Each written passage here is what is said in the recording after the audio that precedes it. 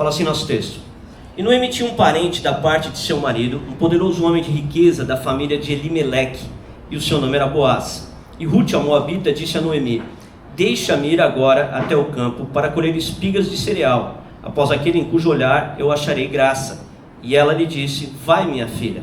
E ela foi e veio, e colheu no campo após os ceifeiros. E aconteceu dela se encontrar em uma parte do campo pertencente a Boaz, que era da parentela de Elimeleque.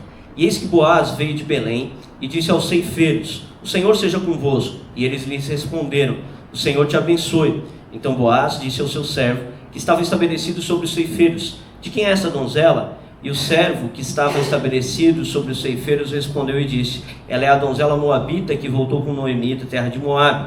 E ela disse: Rogo-te, deixa que eu recolha e colha após os ceifeiros, entre os feixes. Assim ela veio e continuou desde a manhã até agora, de modo que se demorou um pouco na casa. Então Boaz disse a Rute: Tu não ouves, minha filha? Não vás colher em outro campo, nem vás daqui, mas permanece aqui junto das minhas criadas. Que os teus olhos estejam no campo, que cegarem, e vai após elas. Não tenho eu encarregado aos moços que não toquem em ti? E quando estiveres com sede, vai até os vasos e bebe do que os moços tirarem. Então ela caiu sobre o seu rosto e se curvou até o chão e lhe disse: Por que achei graça aos teus olhos, para que tomes conhecimento de mim, vendo que eu sou uma estrangeira? E Boaz respondeu e lhe disse: Já me foi completamente mostrado tudo o que fizeste para a tua sogra, desde a morte do teu marido, e como deixaste o teu pai e a tua mãe e a tua terra natal, e vieste a um povo que outrora não conhecias. O Senhor recompense o teu trabalho, e um galardão pleno te seja dado por parte do Senhor, Deus de Israel, debaixo de cujas asas tu vieste confiar. Então ela disse: Permita-me encontrar graça à tua vista, meu Senhor, pelo que me consolaste e pelo que falaste amigavelmente à tua criada, embora não seja como uma das tuas criadas. E Boaz lhe disse: Na hora da refeição vem tu para cá, e come pão, e molha o teu bocado no vinagre. E ela sentou ao lado dos ceifeiros, e ele lhe serviu grão tostado, e ela comeu, e ficou satisfeita e se retirou. E quando ela estava de pé para colher, Boaz ordenou aos moços, dizendo: Deixai-a colher também no meio dos feixes, e não a censureis, e também deixai cair propositalmente alguns dos punhados para ela, e os deixai para que ela possa apanhá-los, e não a repreendais. Assim ela colheu no campo até o anoitecer, e debulhou o que havia apanhado, e foi cerca de 1 efa de cevada. Amém? Queridos, a gente está fazendo uma exposição do livro de Rute. Esse livro, como nós já vimos nos outros cultos em que nós fizemos a introdução do livro, onde nós trabalhamos o capítulo 1, é um livro que foi escrito na época do período dos juízes, um período de grandes problemas existentes na nação de Israel. E nesse período dos juízes, então, chega um determinado momento em que vem fome sobre a terra de Israel, mais precisamente sobre a cidade de Belém de Judá. E quando essa fome acomete a cidade de Belém de Judá, ali há uma família, a família de um homem chamado Elimeleque, que resolve partir então de Belém de Judá para a terra de Moabe, a fim de encontrar alimento, a fim de começar a vida em Moabe por causa da fome que havia chegado sobre Israel. Só que nós vimos já nos capítulos anteriores, no capítulo anterior, que essa ida deles para Moabe é uma ida problemática, porque envolve o abandono do povo do pacto para buscar refúgio numa terra de um povo que era inimigo do povo de Deus. E esses que vão buscar refúgio em Moabe, ao invés de encontrar provisão em Moabe, eles encontram mais dor em Moabe. Então a Bíblia nos fala no capítulo 1 que a família de Elimeleque sofre uma grande perca na terra de Moabe. Na verdade, Elimeleque morre, seus 2 filhos morrem, sobra apenas Noemi, a esposa de Elimeleque, que se torna uma viúva. Seus 2 filhos haviam casado também na terra de Moabe, e agora as suas 2 noras, as noras de Noemi ali, elas também ficam viúvas. Essas 2 noras eram Rute e Orfa. Noemi então ouve falar que Deus havia renovado sua misericórdia para com o seu povo e resolve voltar para Israel. E ela faz esse retorno ali no capítulo 1. Esse retorno é um retorno que ela faz junto com Rute. Rute, uma de suas 2 noras, resolve partir para com ela. Na verdade, faz um voto com ela, dizendo que aonde ela fosse, Rute estaria também. Aonde ela habitasse, Rute habitaria também. O Deus de Noemi seria o Deus de Rute. Então nós trabalhamos tudo isso no capítulo 1. Essas pregações elas estão disponíveis no meu YouTube pessoal e no Spotify da Igreja Comunidade Levi, ok? E o que a gente tem agora então é o momento em que elas estão já agora na terra de Israel, elas chegaram na terra de Israel. E quando elas chegaram na terra de Israel, Ruth e Noemi, as pessoas reconheceram elas, as pessoas ficaram admiradas da situação ali de Noemi, era uma situação muito difícil. Ela disse que havia saído cheia e havia retornado vazia, e ela agora então se encontra numa condição de viúva junto com a sua nora, que também é uma viúva na terra de Israel. Ruth, por sua vez, além de viúva, é uma estrangeira, ela é uma moabita. Ela vai para a terra de Israel, buscar o Deus de Israel, aliançada agora com sua sogra, mas ela é uma estrangeira na terra de Israel. Porém, nós vimos no culto passado que quando elas chegaram em Israel, elas chegaram num tempo muito bom, num tempo oportuno. Nós vimos que a providência de Deus levou elas até Israel na época da colheita da cevada. Isso nos é descrito ali no capítulo 1. Elas chegam na época da colheita da cevada. Nós vimos que essa colheita era feita no mês de abril, próximo à festa da Páscoa, e era a primeira colheita que existia no ano. Então elas chegam num tempo de festividade, um tempo onde há muita graça de Deus sendo derramada ali. E agora no capítulo 2 nós vamos ver o desenrolar dessa história. Elas estão agora em Israel e agora nós vamos ver a história se desenrolando, ok? O texto que nós lemos, ele pode ser dividido do seguinte modo. No verso 1 nós temos uma introdução temática, o verso 1 vai introduzir o tema, vai dar todo o pano de fundo para o restante da carta. A gente vai ter no verso 2 um desfrute da bênção e da lei de Deus, que vai acontecer por parte de Ruth, que Ruth vai desfrutar, né? No verso 3 nós temos uma chegada providencial de Ruth ao campo de Boaz. Então a gente vai ver como a providência de Deus conduziu Ruth até o campo de Boaz.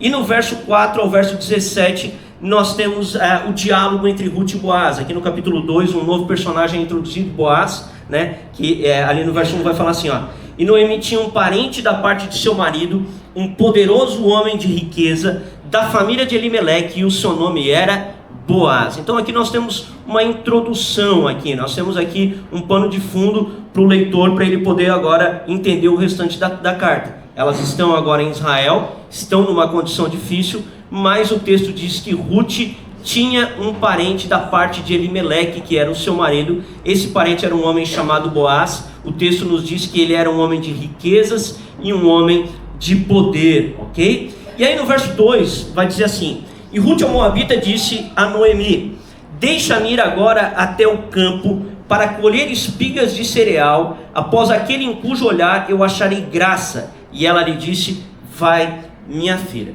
Então aqui no verso 2 a gente vai ver Ruth a moabita declarando para sua sogra que ela agora vai partir para ir buscar espigas no campo.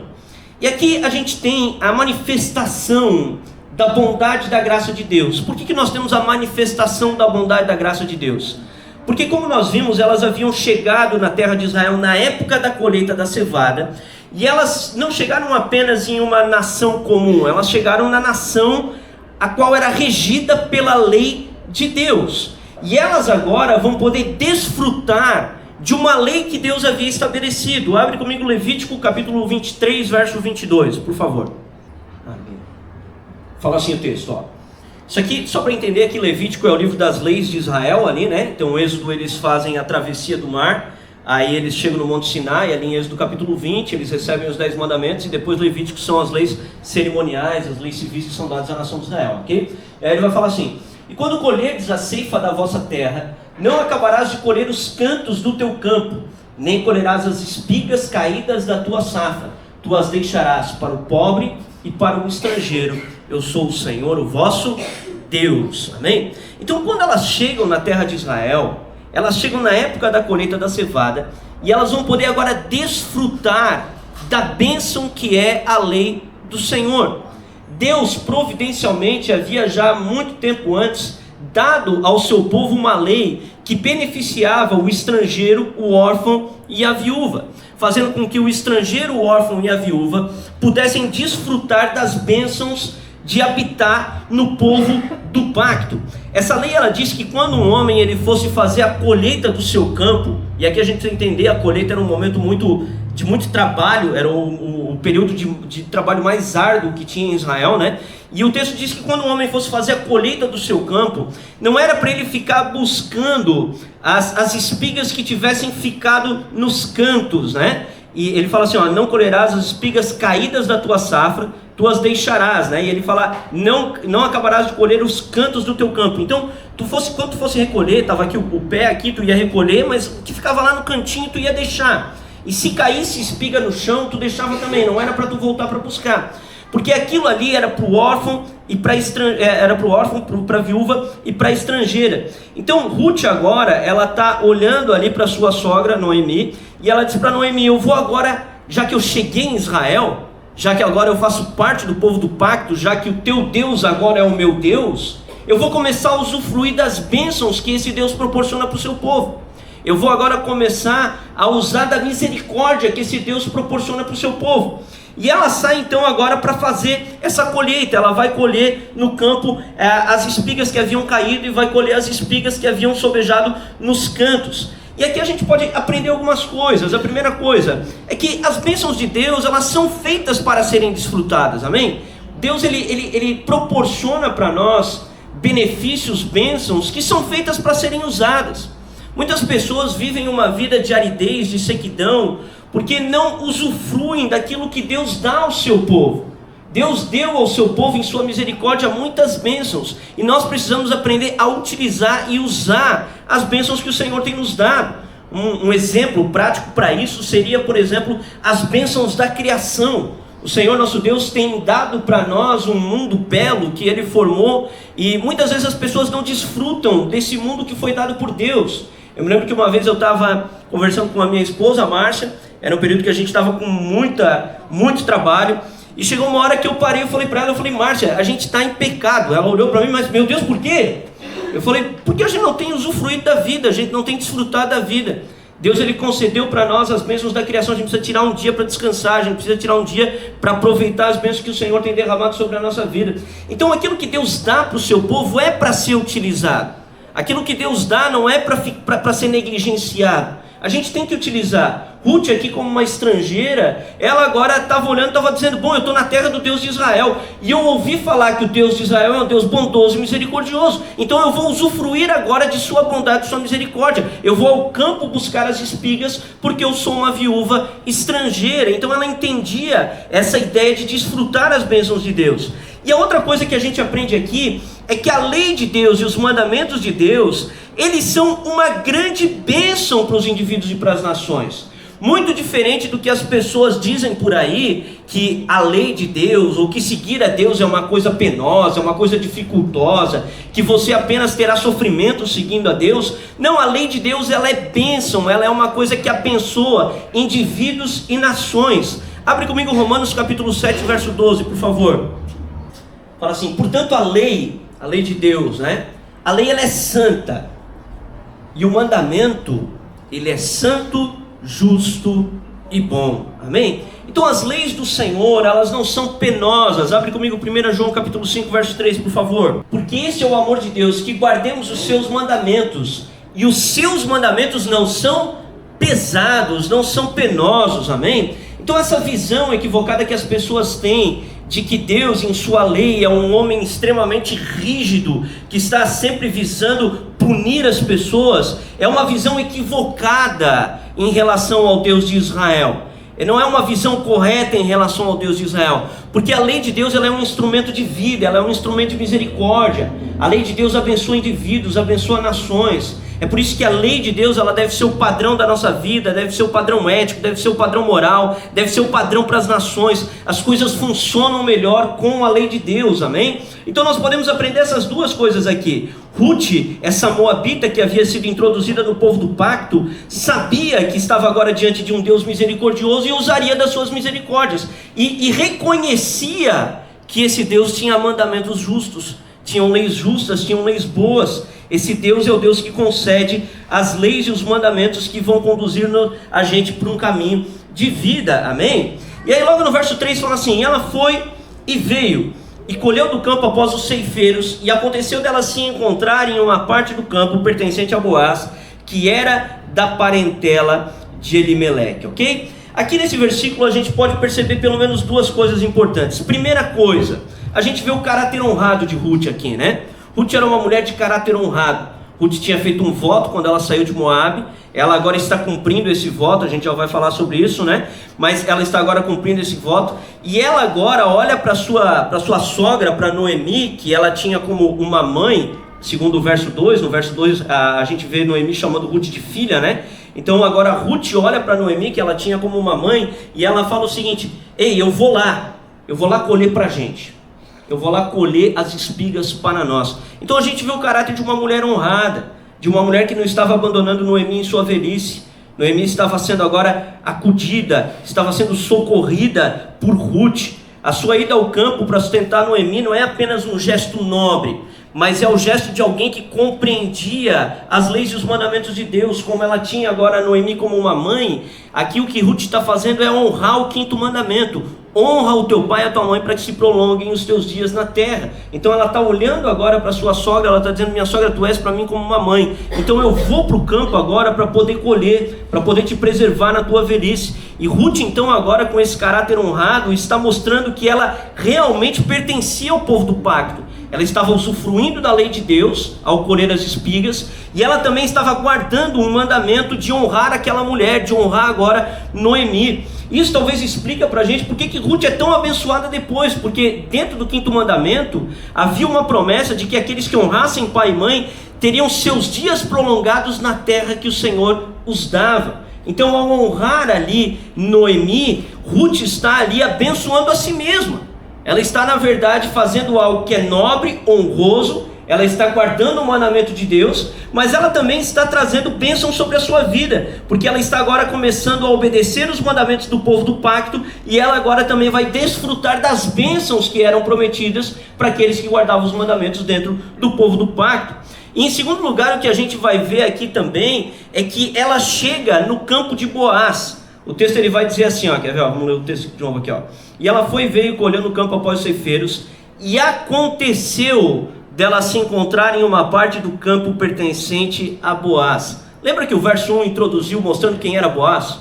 O verso 1 introduz já falando: tinha um homem chamado Boaz, parente de Elimeleque, homem poderoso e de posses. Então o capítulo 2 começa falando quem é Boaz. E agora o texto nos fala que Ruth, essa moabita, que vai buscar agora esse alimento no campo, ela vai parar no campo de Boaz. O texto fala assim: e aconteceu. É muito interessante porque o texto ele quer enfatizar como a soberania de Deus conduziu Ruth até aquele campo. A gente vê a graça de Deus mais uma vez aqui se manifestando. Essa mulher é uma mulher que trabalha, é uma mulher de bom testemunho, essa mulher é uma mulher honrada, mas essa mulher também está debaixo do favor de Deus, ela está debaixo da graça de Deus. O texto fala que acontece de ela ir parar no campo de Boaz. Agora deixa eu fazer uma pergunta para ti: existe acaso? Existe sorte, gente? Não existe acaso, não existe sorte. Existe um Deus soberano que governa todas as coisas por meio de seus decretos, por meio de sua providência. Esse aconteceu dela ir parar no campo de Boaz não é uma coisa que acontece do nada. É a providência de Deus conduzindo Ruth. Por mais que Ruth não visse o que estava acontecendo, ela vai parar dentro do campo daquele homem. Ela nem sabe o que vai acontecer daqui para frente, ela nem sabe ainda quem é esse homem, mas ela está sendo conduzida por Deus, amém? Abre Jeremias capítulo 10, verso 23, por favor. Ó Senhor, eu sei que o caminho do homem não está nele mesmo, e nem encontra-se nele o dirigir os seus passos. Então Jeremias, muito tempo depois, descreve o que aconteceu aqui com Ruth. Senhor, eu sei que não pertence ao homem o conduzir os seus próprios passos. Existe um Deus soberano que guia todas as coisas. Queridos, cristãos não acreditam em sorte, cristãos não acreditam em acaso. Cristãos acreditam na providência de um Deus todo-poderoso. Deus conduz a história e Ele leva Ruth agora para dentro do campo de Boaz. E aí começa o diálogo de Ruth com Boaz, né? E aí o diálogo é um diálogo mais longo, e a gente vai poder dividir esse diálogo do seguinte modo. No verso 4, a gente vai perceber o caráter de Boaz. Olha só, verso 4. E eis que Boaz veio de Belém e disse aos ceifeiros: o Senhor seja convosco. E eles lhes responderam: o Senhor te abençoe. Amém? Então aqui no verso 4, é enfatizado o caráter de Boaz. Boaz não é apenas um homem rico e poderoso. Boaz é um homem temente a Deus. O texto fala que quando Boaz chega no campo, ele olha para os ceifeiros e ele fala: o Senhor seja convosco. Boaz era um homem rico e poderoso, mas era um homem temente a Deus, ele temia ao Senhor. No verso 5 ao verso 6, a gente vai perceber que as notícias da vinda de Noemi tinham se espalhado. Fala assim, ó: então Boaz disse ao seu servo, que estava estabelecido sobre os ceifeiros: de quem é esta donzela? E o servo que estava estabelecido sobre os ceifeiros respondeu e disse: ela é a donzela moabita que voltou com Noemi da terra de Moabe. Então a fama tinha se espalhado. A chegada delas agora em Israel havia alcançado os ouvidos de todo o povo, né? Verso 7, a gente vai perceber a diligência de Ruth, como Ruth trabalha arduamente. O texto vai falar assim: e ela disse: rogo-te, deixa que eu recolha e colha após os ceifeiros entre os feixes. E assim ela veio com tudo desde a manhã até agora, de modo que se demorou um pouco na casa. Então aqui agora é os ceifeiros, os servos de Boaz, dizendo para Boaz: não, essa mulher chegou aqui de manhãzinha cedo. Chegou aqui de manhã cedo. Chegou aqui e já começou a trabalhar. Só ficou um tempinho na casa e já voltou para trabalhar de novo. E nós sabemos, baseado no verso 17, que ela trabalhou até de noite. Então ela era uma mulher que era árdua no trabalho. E aqui a gente precisa entender uma coisa, tá, gente? Fazer a colheita da espiga ali, sendo o que sobrava, dava mais trabalho do que a colheita original. Porque na colheita original eles passavam recolhendo tudo que estava, e aí sobrava nos cantos. O que ficava no canto era mais difícil de pegar, era mais alto, mais longe, mais difícil. Então, quando Deus proporciona a bênção de que o pobre, o estrangeiro, o órfão, a viúva, eles pudessem agora usufruir ali da lei da respiga, isso não isentava eles de trabalho, não era um assistencialismo. Não era um assistencialismo aqui. Eles tinham que trabalhar e trabalhar de maneira árdua, mas era garantido que eles teriam trabalho para poder sustentar a sua família, né? Então essa mulher agora ela começa a trabalhar, e ela trabalha arduamente. No verso 8 e no verso 9, a gente vai ver Boaz estendendo proteção agora para Ruth. Fala assim: então Boaz disse a Ruth: tu não ouves, minha filha? Não vás colher em outro campo, nem te vás daqui, mas permanece aqui junto das minhas criadas. Que os teus olhos estejam no campo, que cegarem, e vais após ela. Não tenho eu encarregado os moços para que não troquem em ti? E quando estiveres com sede, vai até os vasos e bebe o que os moços tiraram. Então ele estende proteção, ele manda ninguém tocar nela, ele dá para ela comida, ele dá para ela bebida e deixa ela trabalhar no campo. Verso 10 e 11, então Ruth se curva, agradece Boaz. Verso 12, verso 16, a gente vai ver Boaz, né, estendendo graça sobre Ruth de maneira abundante por causa da diligência dela. Fala assim: e o Senhor recompense o teu trabalho, e um galardão pleno te seja dado da parte do Senhor, Deus de Israel. Deixa debaixo de cujas asas vieste confiar. Então ela disse: permita-me encontrar graça à tua vista, meu Senhor, pelo que me consolaste e pelo que falaste amigavelmente à tua criada, embora eu não seja como uma das tuas criadas. Verso 14, Boaz lhe disse: na hora da refeição vem tu para cá, come pão, molha o teu bocado no vinagre. E ela se assentou ao lado dos ceifeiros, e ele lhe serviu o grão tostado, e ela comeu e ficou satisfeita e se retirou. Quando ela estava de pé para colher, Boaz ordenou aos seus moços, dizendo: deixai-a colher também no meio, não mais agora só no canto. Boaz está dizendo: não, deixa ela colher no meio também, não só no canto. Boaz está estendendo graça sobre ela, né? Ele fala assim: deixai-a colher também no meio, não a censureis. Verso 16, e também deixai cair propositalmente. Lembra que o que caísse era do pobre, do órfão e da viúva? Deixa cair propositalmente, deixa cair mais para ela poder apanhar, né? Então aqui a gente vê Boaz estendendo misericórdia sobre ela. E no verso 17 então a gente vê Ruth retornando para casa com uma grande colheita. O texto fala que ela levou um efa de cevada, isso dá mais ou menos 13 quilos, ok? E o que a gente pode aprender disso tudo? Eu vou entrar numa parte prática agora, mas eu precisava explicar isso tudo, tá? O que a gente pode aprender disso tudo? Gente, a primeira coisa que a gente aprende disso tudo é que homens podem ser poderosos, ricos e piedosos ao mesmo tempo. A gente tem, em nossos dias, uma mentalidade que ela foi embutida por causa do marxismo cultural, por causa da teologia da libertação, da teologia da missão integral, de que poder aquisitivo e piedade são coisas antagônicas e opostas.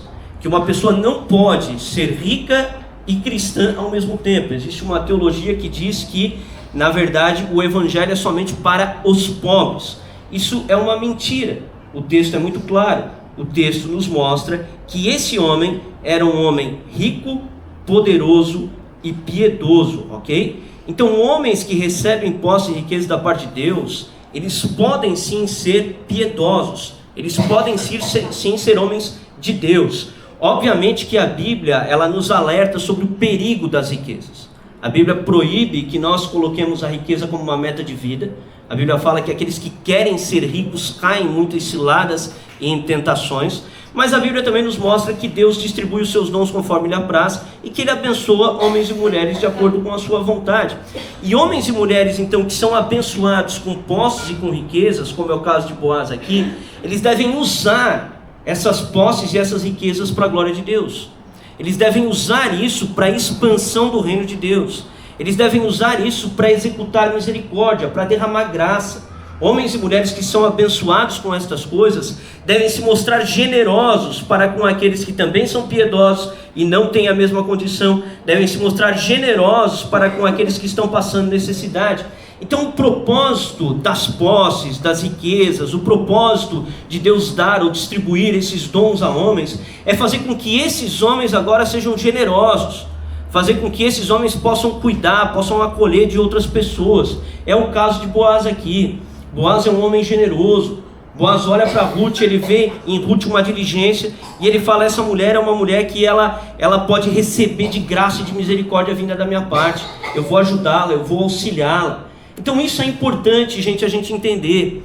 Os recursos que Deus coloca na nossa mão, eles devem ser utilizados para a glória de Deus, amém? Se Deus tem te dado recursos, você deve utilizar esses recursos para a glória de Deus, para a expansão do seu reino, para o cuidado do órfão, para o cuidado da viúva, para a extensão da misericórdia. Você deve usar para que o reino de Deus ele possa ser expandido na terra. Então posses e riquezas não fazem com que a pessoa automaticamente seja uma pessoa ímpia. Não, ela pode ser uma pessoa piedosa, possuindo posses e riquezas, mas ela deve saber que isso deve ser utilizado para a glória de Deus, amém? E uma coisa que a gente precisa entender também, para não cair no outro oposto, que seria a teologia da prosperidade, é que isso não é prometido a todos, não é todas as pessoas que alcançarão posses e riquezas, que pessoas que servem a Deus e que amam a Deus podem sim passar por dificuldades. Isso também é uma verdade bíblica, para nós não cairmos num outro extremo, que seria a teologia da prosperidade, ok? Então esse é o primeiro ponto. Segundo ponto que a gente aprende aqui nesse diálogo, que diligência no trabalho traz recompensa e gera admiração por parte dos outros. Isso está lá no verso 7 e no verso 10 a 11. O texto fala que quando Boaz chega no campo, ele pergunta para os ceifeiros: quem é essa mulher aí? E aí eles falam: cara, essa daí é Ruth, a Moabita.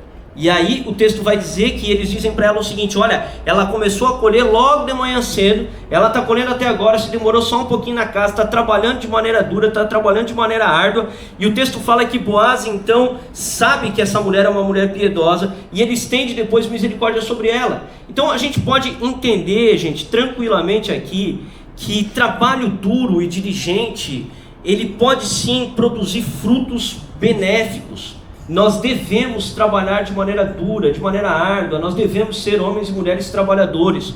Nós não podemos ser preguiçosos. Nós não podemos ser pessoas dadas ao ócio. Aqui Boaz ele está olhando para ela e ele está admirado com o caráter dessa mulher. E uma outra coisa que é interessante aqui é que essa mulher, quando é perguntada ali para Boaz, né, quem é ela e tal, e aí depois que estende misericórdia, ela fala assim: Senhor, eu sou apenas uma estrangeira. Sou apenas uma estrangeira. Então essa mulher era uma mulher que ela não tinha nascido em berço esplêndido, digamos assim, né? Essa mulher ela tinha nascido em Moab, ela tinha vindo para a terra de Israel, ela era uma estrangeira naquela terra, uma mulher sem posses, mas por causa de seu caráter aprovado, por causa de sua bondade, Deus a conecta com uma pessoa que pode ajudá-la e faz com que ela agora possa receber bênçãos. E gente, quando nós somos homens piedosos, homens e mulheres de Deus, nós trabalhamos diligentemente, Deus nos conecta, nos coloca pessoas ao nosso redor que vão poder nos ajudar na nossa vida. Eu tenho um testemunho pessoal, eu estou até aqui com o meu patrão aqui, o Jonathan, ele, para quem não sabe, é meu chefe segundo a carne, né? Meu patrão segundo a carne, meu senhor segundo a carne. E eu trabalho, enfim, me converti num centro de recuperação. Minha história é uma história de uso de droga, e há cerca de uns 10 anos atrás, eu trabalhava como motoboy, não queria mais trabalhar como motoboy, mas também não tinha formação, não tinha o que fazer da vida. E aí eu conversei com o Jonathan, falei, Jonathan, tu tens uma empresa, não tem alguma coisa lá para mim fazer e tal? Ele ia na igreja que eu congregava, me conhecia, acreditava em mim, no meu caráter. Ele falou, não, beleza, vou te colocar ali numa posição, me deu um trabalho de PCP. Alguém já trabalhou em PCP de empresa aí? PCP, ninguém trabalhou? Meu, gente, dá uma dor de cabeça do caramba isso aí, né? E aí, enfim, me botou no PCP da empresa lá, e aí comecei a trabalhar com ele, uma posição que eu não conseguiria alcançar naturalmente. Eu precisei ter alguém que foi colocado perto de mim, precisei ter um testemunho para que essa pessoa lá acreditasse que eu seria capaz daquilo, e desde lá eu tenho trabalhado com ele. Saí do PCP, trabalho com representação comercial, e Deus, ele me abençoou, tem me abençoado nesse tempo, não de maneira, eu não fiquei rico, não sou um Boaz de maneira nenhuma, mas também não tenho a mesma renda que eu tinha naquela época, também consegui sair do trabalho que eu tinha naquela época. Então existe uma graça de Deus que é derramada sobre homens e mulheres que são piedosos, que amam a Deus, que são diligentes no trabalho. A gente precisa voltar a acreditar nisso, gente. A gente vive numa nação que pune tanto as pessoas, que a gente já não acredita mais que a gente pode ser abençoado por Deus, né? Só que a gente precisa entender que existe o fator Deus, existe o fator Senhor dos Exércitos, que muda a sorte das pessoas.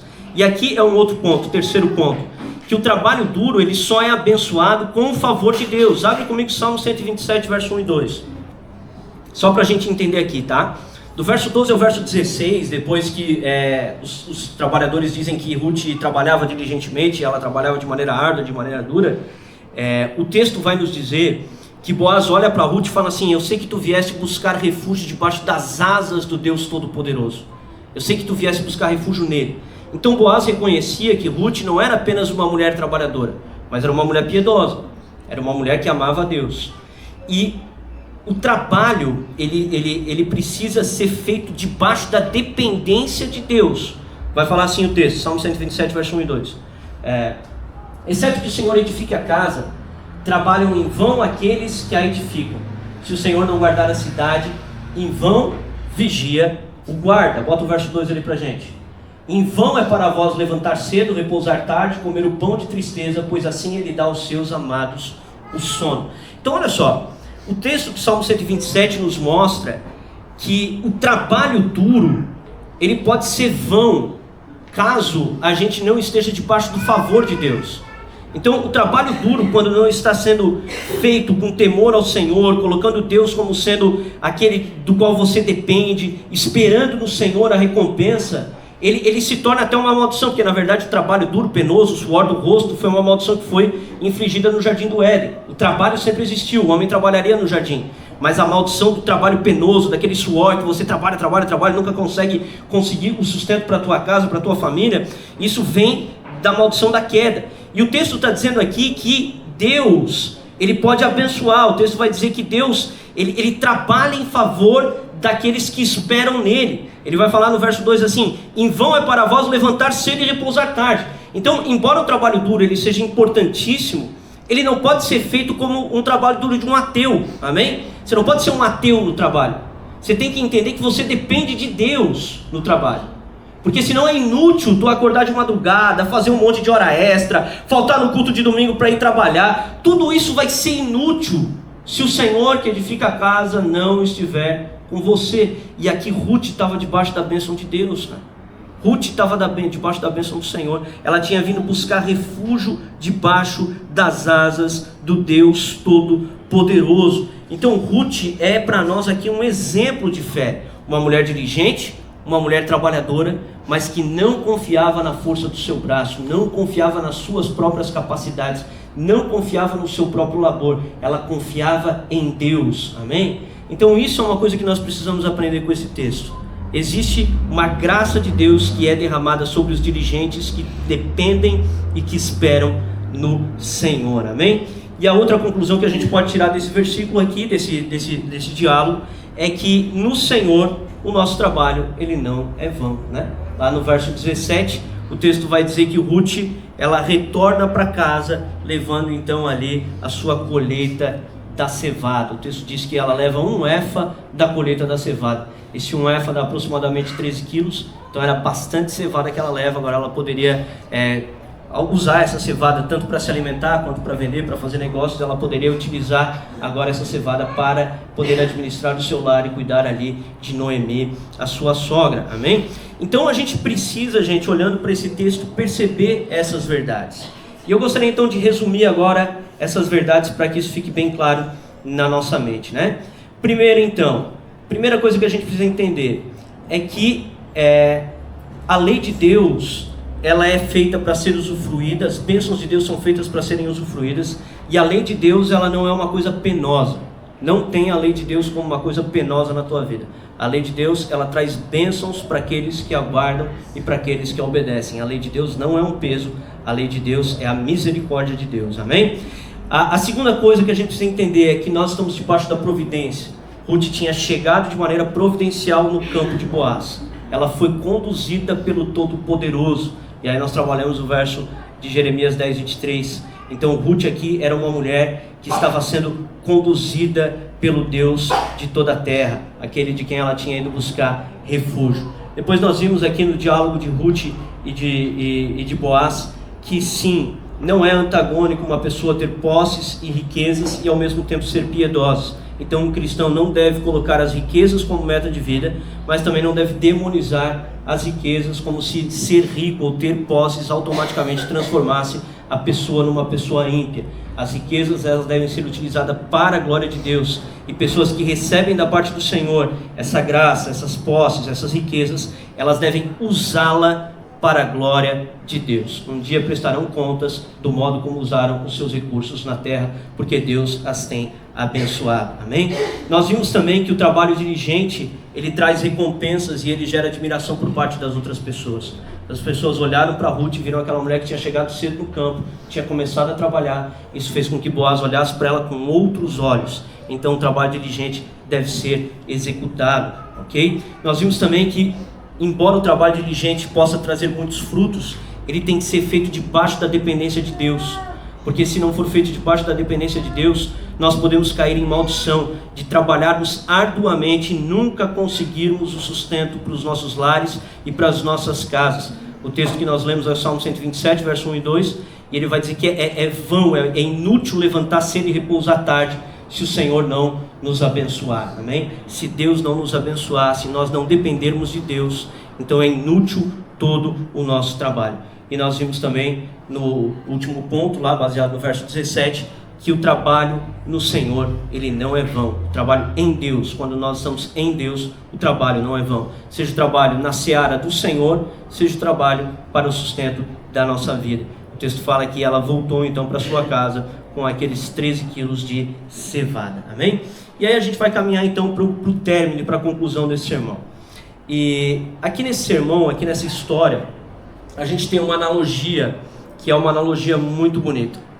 Porque assim como Ruth, gente, todos nós, pertencemos a um povo estrangeiro inimigo de Deus. Todos nós somos descendentes de Adão. Todos nós pecamos contra Deus. E porque todos nós pecamos contra Deus, todos nós estávamos debaixo da ira de Deus e debaixo da maldição de Deus, assim como Moab estava. Então, assim como Ruth, nós éramos inimigos de Deus. Nós estávamos distantes das alianças e das promessas, porque assim como Ruth, nós éramos gentios segundo a carne. Nós não estávamos inseridos no povo do pacto, não estávamos inseridos na nação de Israel. Então éramos alheios às promessas de Deus. Mas assim como Ruth, nós pela fé podemos adentrar ao povo do pacto. Nós, por causa da obra do nosso Senhor Jesus Cristo, por causa do que Ele realizou naquela cruz, porque depositamos a nossa fé nele, nós também passamos a pertencer ao povo do pacto. E agora nós, como Ruth, podemos dizer que o Deus de Noemi é agora também o nosso Deus, e que o povo de Noemi é agora também o nosso povo, não um povo na carne, mas um povo segundo o Espírito. Então, assim como Ruth, nós também pela fé podemos entrar no povo do pacto. Mas mais do que isso, nós como Ruth também encontramos um Boaz, só que o nosso Boaz é muito mais excelente. O nosso Boaz é o Senhor Jesus Cristo.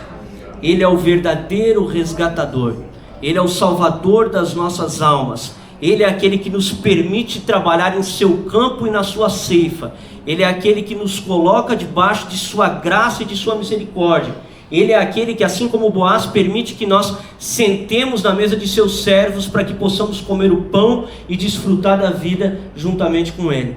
Então, assim como Ruth, nós também temos um Boaz, nós também temos um resgatador, só que o nosso resgatador é muito maior do que o resgatador de Ruth. O nosso resgatador é o Senhor Jesus Cristo, o dono da seara, o dono da vinha, o dono da ceifa, e Ele permite que nós trabalhemos então agora também na sua seara.